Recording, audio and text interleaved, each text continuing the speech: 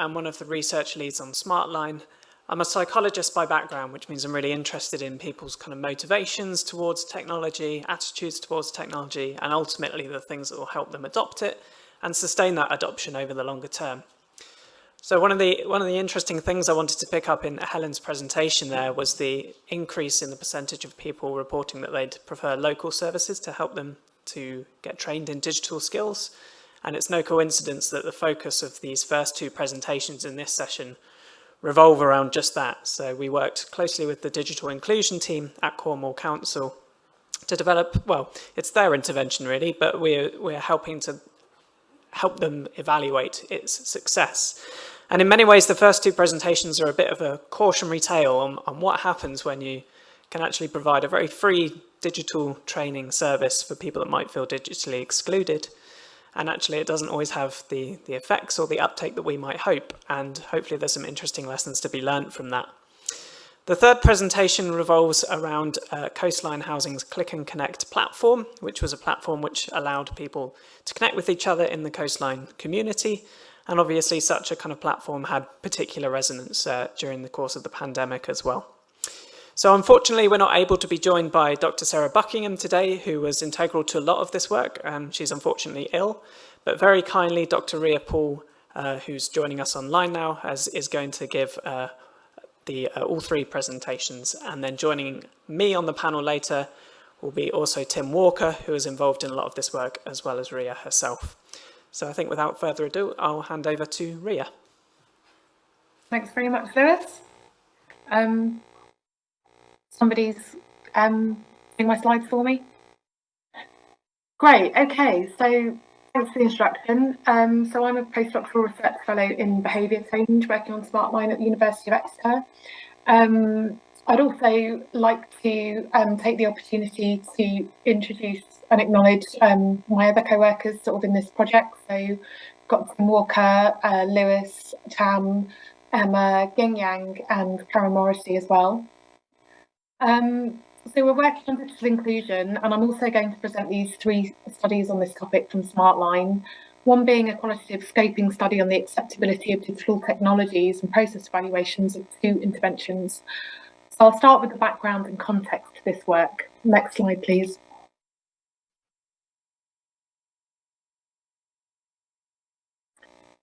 We know from the literature that social housing residents are at high risk of digital exclusion. They tend to be older people with lower income and education levels and are more likely to be unemployed and living with disabilities and health problems than the general population.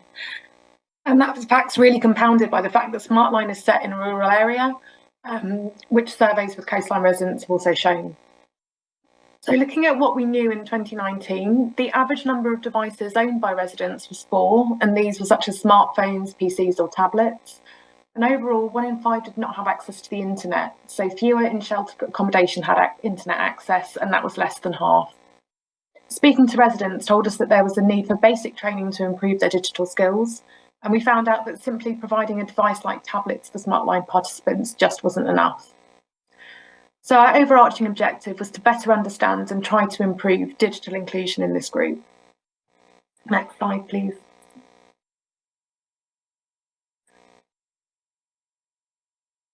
Our first study presented here is a study conducted just before COVID, and we wanted to explore people's views on different technologies that could be used to improve people's health and well-being. And so we had 4 main questions. What are people's levels of experience and skills with digital technology? What factors influence technology use? And how willing and able are people to try new technologies, and what helps and hinders this? Also, what are the different preferred types of technology, included perceived usefulness and ease of use? Next slide, please.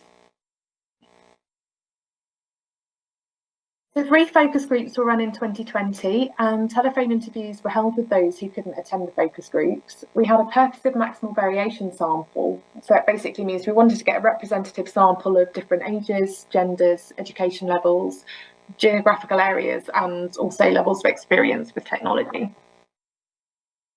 Next slide, please. So the researchers led discussion using theory and evidence-based topic guides and collected qualitative and quantitative data.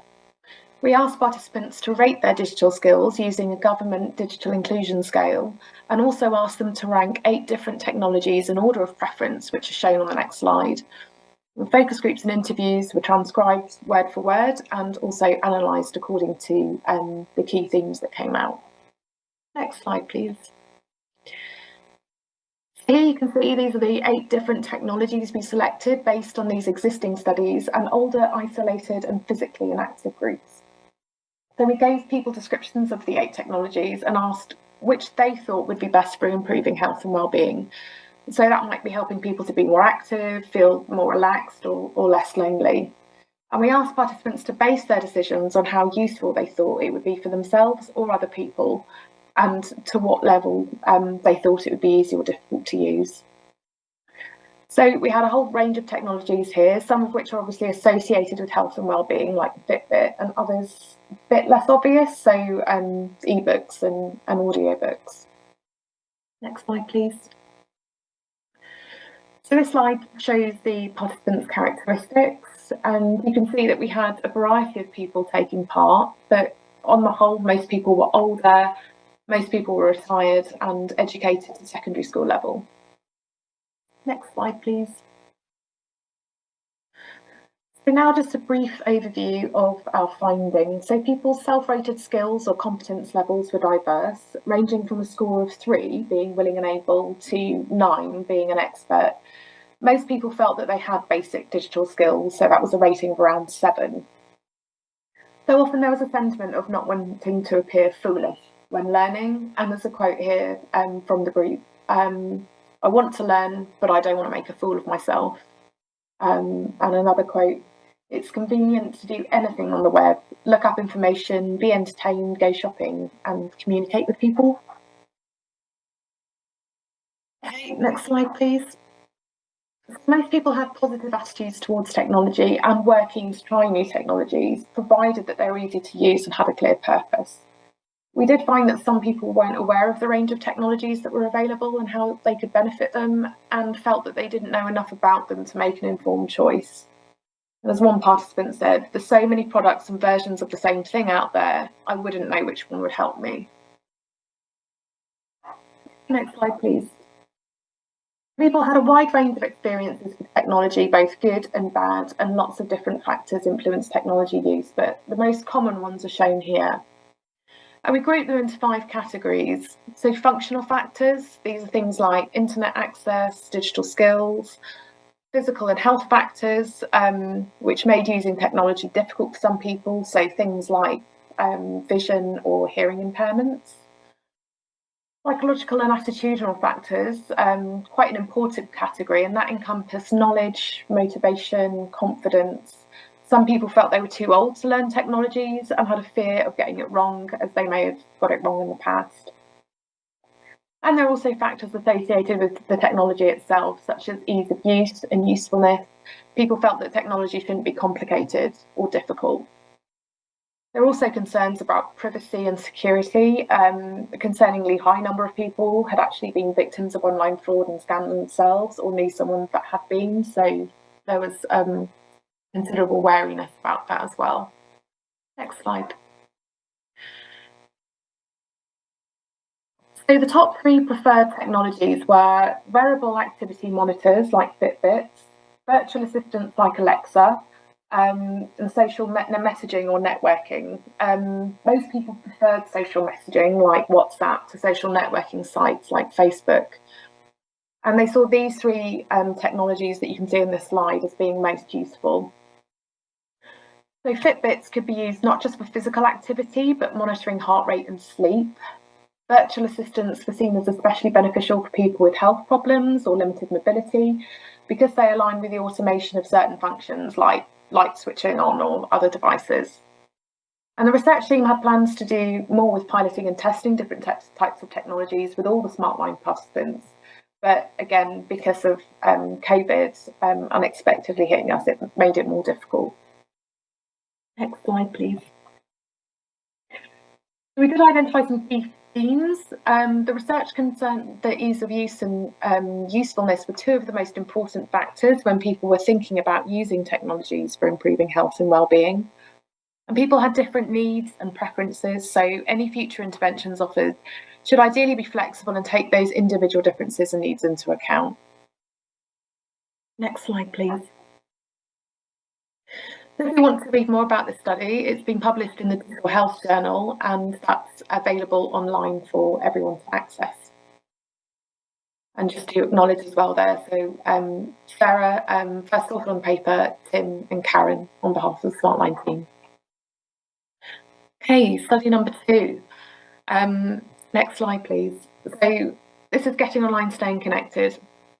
The aim of this project was to understand how telephone-based training on how to install and set up devices, software or apps might help social housing residents to use digital communication technologies during COVID, and also to find out whether it might improve confidence and competence with video calling and messaging. Training was delivered by the digital inclusion team at Cornwall Council. It was originally planned as a face-to-face intervention, however it did change to over the phone due to COVID and social distancing restrictions. So how did people want the training? Well, some people did want training. 39% of people responding to invites were initially interested, and most people were interested in improving their digital skills on video calling, so Zoom, and setting up and using devices such as laptops, tablets and smartphones.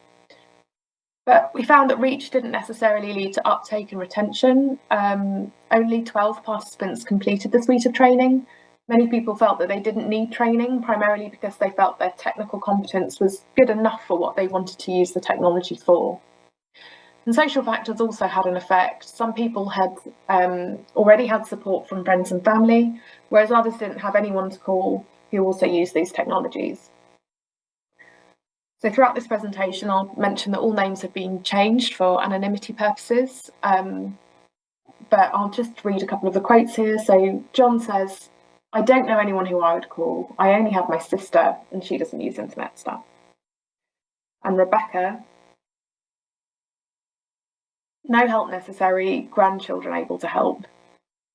So I hope that gives you an idea about different perspectives and barriers to actually accessing the training.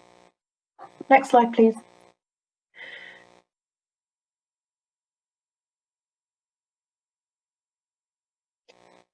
There was only 12 people completed the training. There were no significant changes in digital or wellbeing outcomes, but with such a small sample size, we wouldn't really expect it anyway.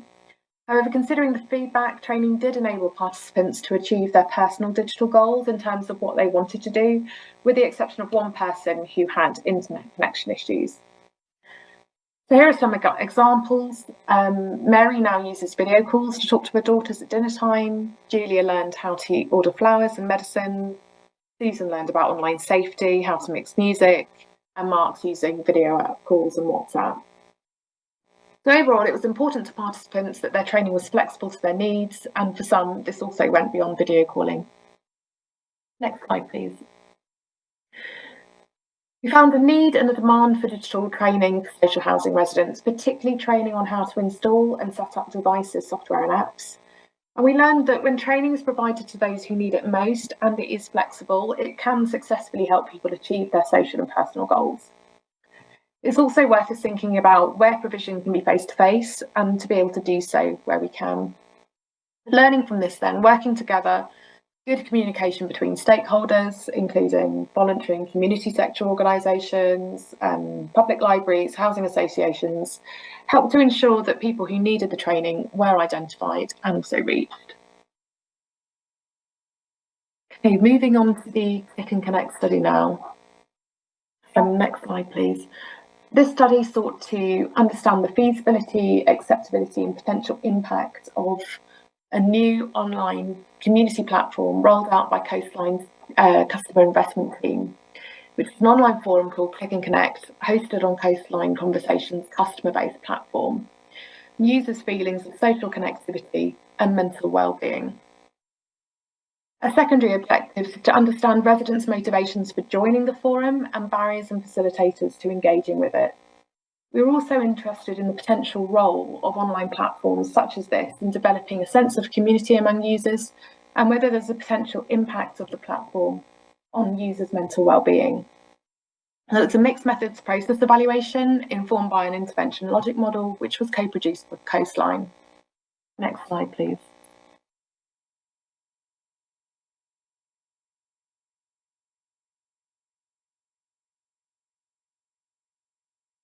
So for the logic model, we worked with the Coastline team to understand their focus and objectives in designing this community platform. This was to inform and support the theory behind the intervention development, and also to specify the resources, activities, outputs, outcomes, and intended impacts of the intervention from their perspectives, or as we would say, what might be the active ingredients of the intervention in terms of its core components. So what would make the forum be a success? Coastline designed the forum with a view to enable their residents to receive online social support from each other and also with Coastline staff, whilst chatting about their hobbies, interests, and activities within the forum. Typically, when people were at home, potentially struggling with the impact of the pandemic and social isolation.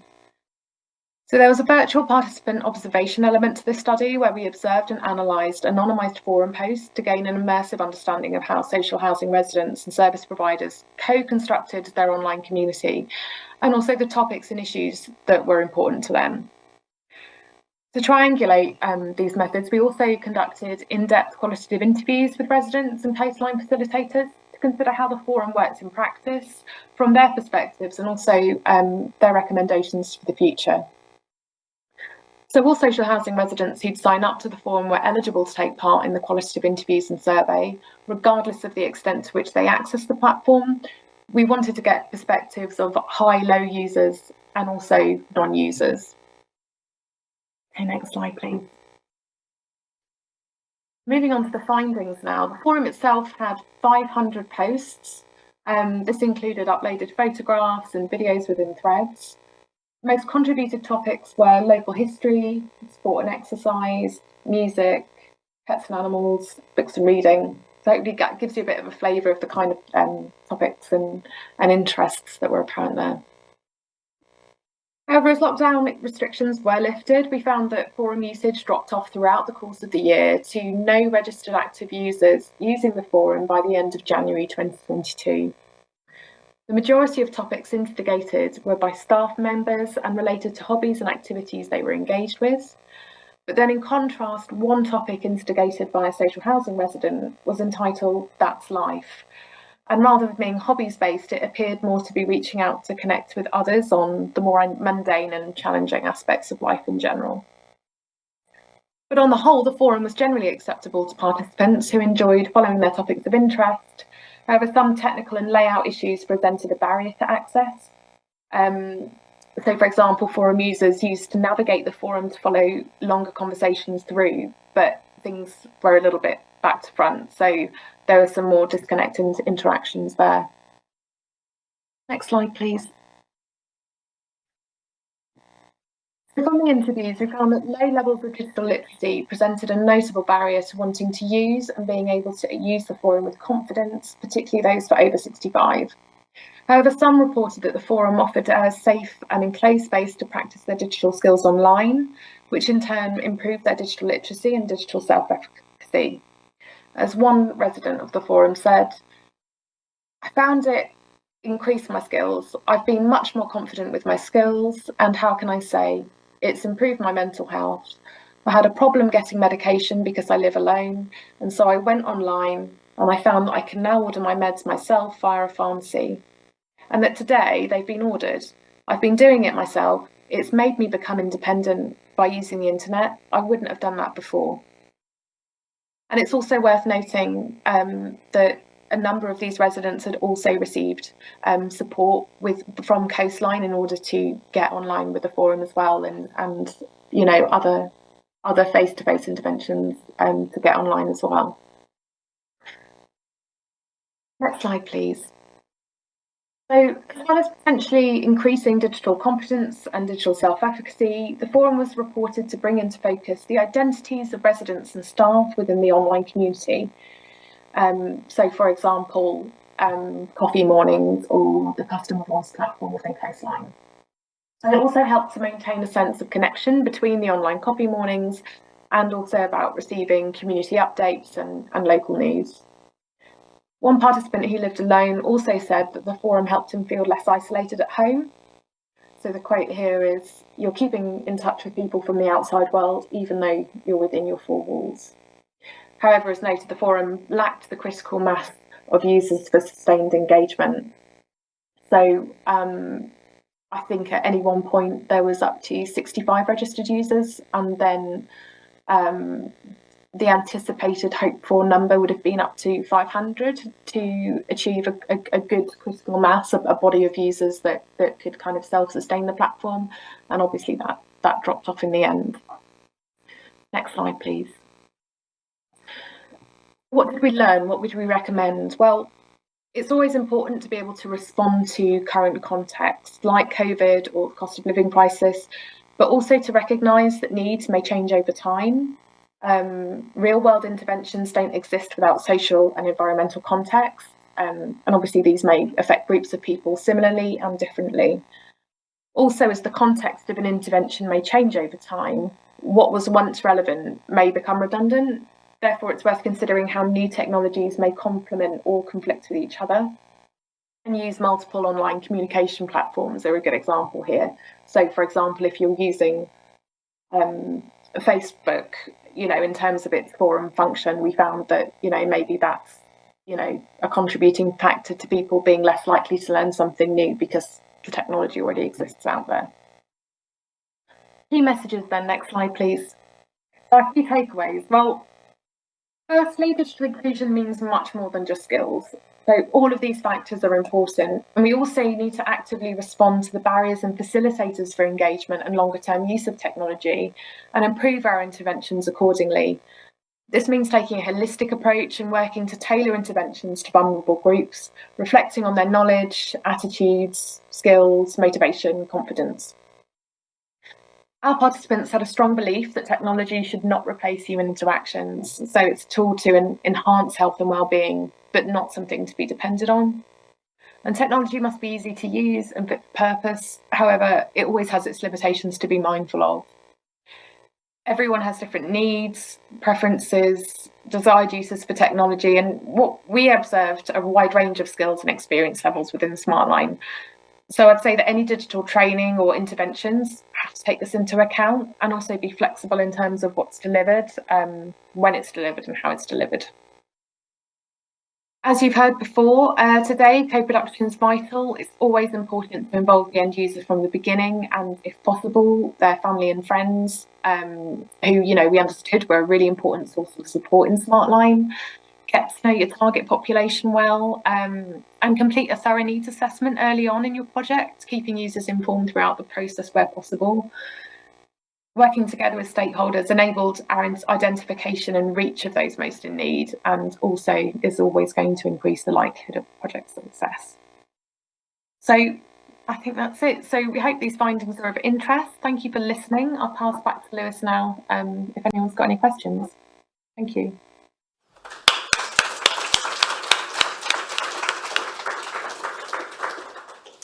Many thanks, Ria. We have about 15 minutes, so please get quizzing both Ria and Tim if you want to join us at the front as well. Anything related to those presentations or wider digital inclusion issues in general?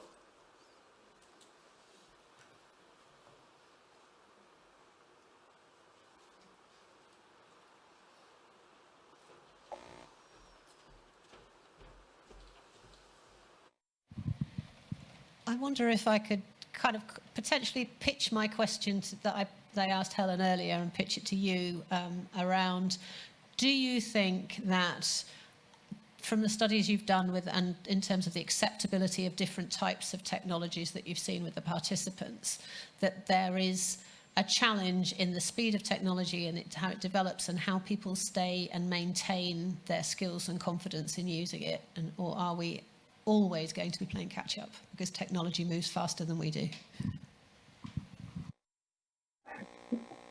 Personally, I think we're always going to be playing catch up, but I'm also you can't ask a qualitative researcher this question without me coming from my own experience, and I'm very much like you. I feel that I'm constantly catching up and finding out there's innovation coming from all angles. There's so many different platforms. I think, as Helen said, there's certain aspects of technology that, okay, we need. So if, basic things around, if you can't get out and you need to get your medication online, if you need to do your internet banking, if you need to do online shopping and you're stuck at home with COVID on your own or something, there's some basic things, hopefully, that are going to be slower moving. But I wonder, as Gen Z comes up, so, people in their sort of late teens, early 20s coming through now, they're using TikTok, they're using, social media apps and beyond social media, things that I don't even know exist, because I'm just not that au fait with things. And when they start becoming CEOs of companies, how quickly might they assume people can adapt to technology a lot quicker? So yeah, I think it's great that there's some support there and that it's very practicable what we can, that there's services out there that can keep people abreast of essentials, but even that's a struggle in years to come. Are the speed of things kind of moving quickly? Are things going to move just even more quickly over time, that even everybody in this room, we're all struggling to catch up? To what level does AI, artificial intelligence, start developing things automatically for us and start updating systems and assuming that our brains automatically connect the dots and make links? So, for example, on the Click and Connect forum, people were seeing like buttons for the first time because they had lower levels of digital literacy, hadn't perhaps used apps or forums or Facebook before.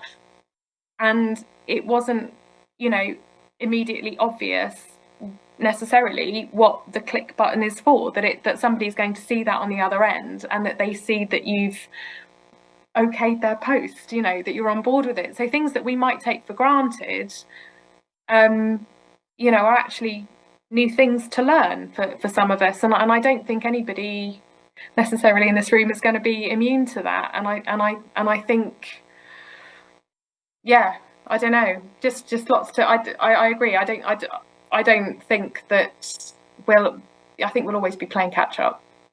But yeah, I don't know if Tim's got any kind of reflection on that beyond what I've said, but I have a feeling that we're always going to be playing catch up on some level. I guess you'd hope that as technology developed forward, it would be more and more intuitive, so it'd be more and more inclusive. But also as services go online, which is the reason why digital inclusion is such a challenge, that's a resource saving for that organisation. It's cheaper to do stuff, online transactions, than it is to do face-to-face or phone call. So there is an argument for the resources that are saved through online transactions, for them to be repurposed to support the smaller number of people that are digitally excluded. So overall, it might even out. I'll use that. Yeah, if I can offer one more response as well. And this goes back to a project that one of our colleagues is coordinating, where we work on 5G and 6G technology. For most, one of the questions for me is who sets the benchmark for what keeping up is? And I think ultimately now we have 5 and eventually 6G, which allows us to do things that we don't even know we needed to do, like augmented reality things. And for example, there might be, I think a deeper question is who sets that benchmark? And you're going to see aggressive marketing of things that we didn't know we needed. And that creates a new threshold of what digitally excluded means. I think I'm certainly going to fall into it if that's the case. But it is who sets that benchmark, I think. If you can do everything you need to do, like Helen was saying, then effectively you're not digitally excluded because you can use it to do what you need to do. But what we need to do may be influenced by forces outside of our control, I suppose. Definitely need people, don't we? we don't know what we don't know yet. Hello, I have a question because I very often work with people who are slightly cognitively impaired or certainly communication impaired.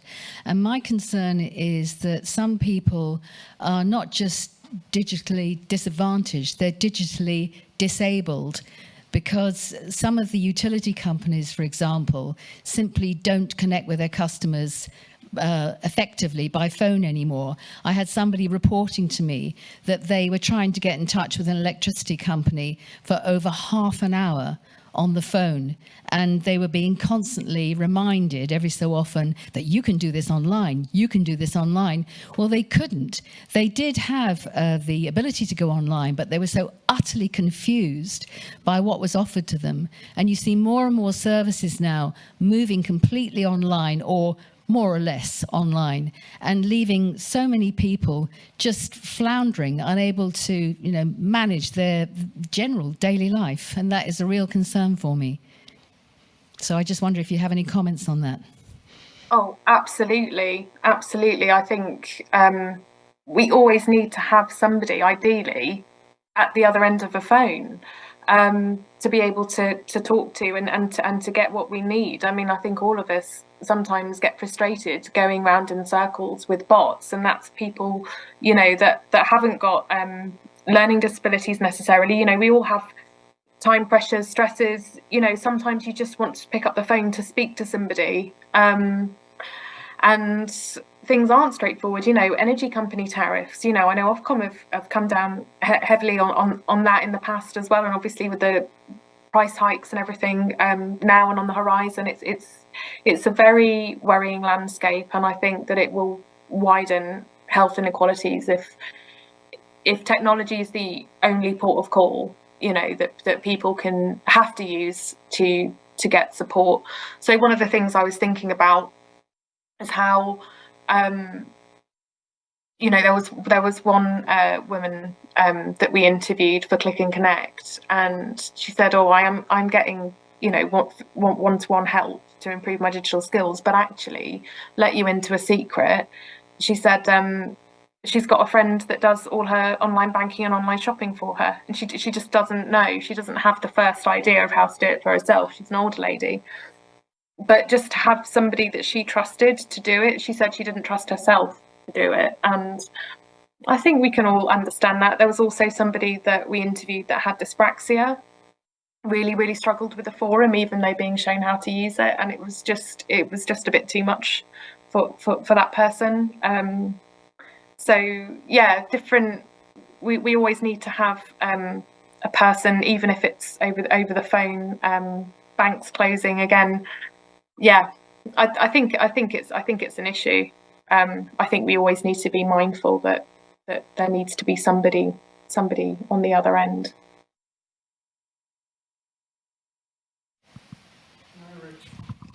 Can I raise a question around, which is related? The digital divide goes both ways.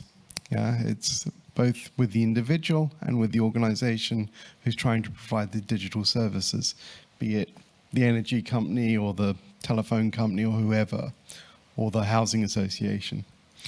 To what extent do you think there is a need for businesses to improve the accessibility of their websites, of their apps, and some standardization in how things work?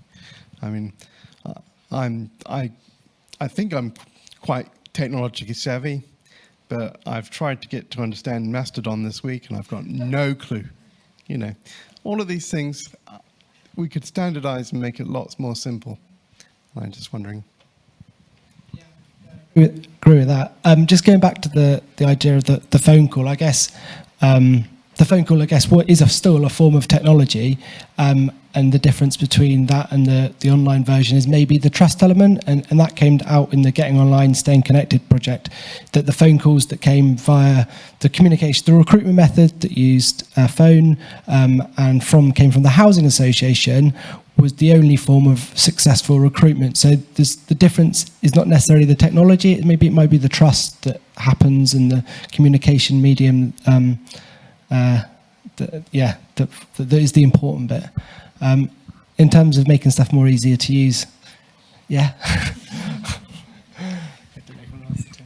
I mean, yeah, I can provide a bit more thought, I suppose.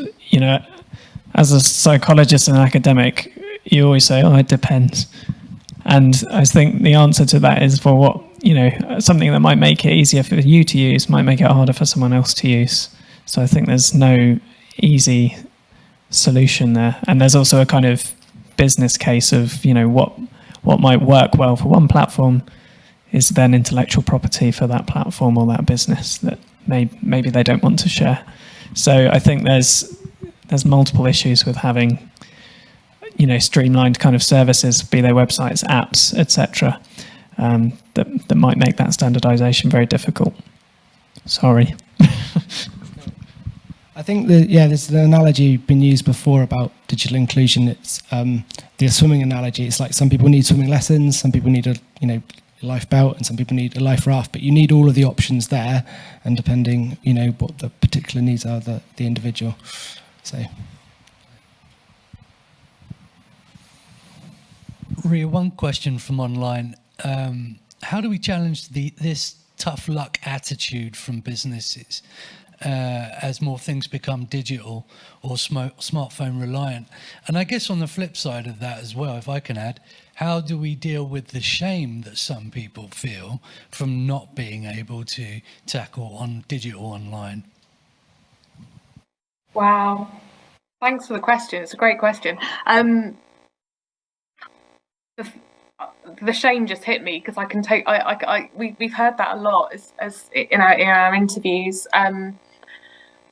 I think in terms of the shame and just empowering people. One of the things I've been thinking around was like social marketing as an approach.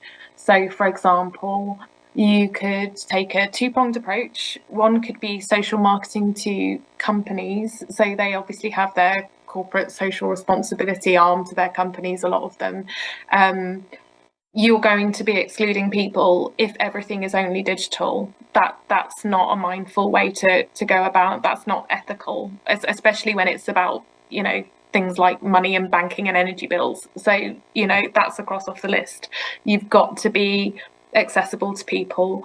In terms of people's different abilities, we've got things like alt text now. We've there's many more different ways that technology can be used to support people with various different disabilities, beyond what we used to think about in school, which was like just make sure that you keep the level of reading to age 7. But that things can, computers can talk to you. You have to read things, you can pause things, there's so many different interactive ways of presenting information. And lastly, on that shame piece, I was thinking around the role of role modelling. So again, with social marketing as an approach, which basically means just marketing, to the general public, but with a social gain rather than necessarily a monetized gain. So to social ends, you could think about how using different people's stories of how they, were challenged, were daunted, couldn't understand, messed up, but it didn't matter because they got back on it, and then they learned as they went. Do you know what I mean? And actually they're not on their own. There's many people in the same boat. We all have to learn things for the first time, and I think the power of sharing stories in that way is just invaluable. I mean, looking back at Helen's video ad that she showed us, there's so many different ways to present people's stories, and even just through animation can be incredibly powerful. So just to reach more people and think, okay, shame is a big thing, but also let's normalize the fact that not everybody chooses to use technology. There might be an appetite to use different technologies in different ways for different purposes, or just for fun or whatever, but it's never going to be a clean and linear process, because as people are learning and growing, the technology is always shifting, the social landscape, political landscape's always shifting, and what's here today might not be here tomorrow. So in short, corporate social responsibility, making sure that we're accessible as possible. There's always somebody at the end of the phone, and I would say using those kind of role modeling examples, and possibly like digital champions as well, be really useful. Great question. Thank you, Ria. I think that draws to a close the digital inclusion session, but thank you all for listening, and thanks to Ria and also Sarah for preparing those slides earlier.